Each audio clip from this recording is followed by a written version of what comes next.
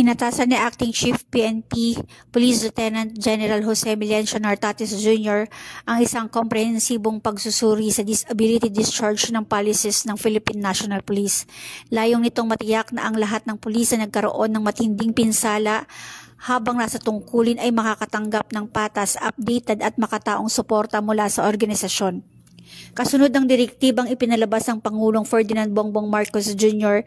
sa DND at AFP matapos maging viral ang video ng isang Army officer na nabulag sa pagsabog at umano'y napilitang magretiro. Dahil dito inatasan ni Police Lieutenant General Nartates ang PNP Health Service at DPRM na magsagawa ng full audit sa lahat ng umiiral na proseso, kabilang ang mga luma at hindi naaangkop na probisyon sa disability discharge.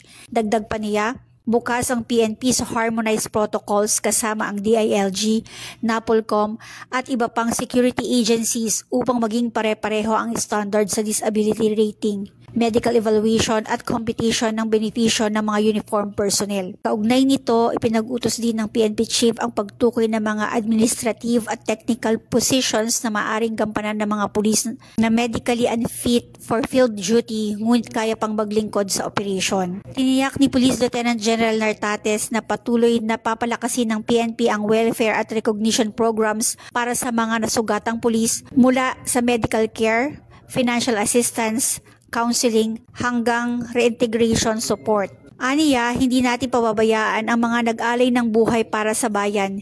Titiyakin nating mararamdaman nila ang buong suporta ng PNP. Ito ang PNP para sa bagong Pilipinas, serbisyong mabilis, tapat at nararamdaman.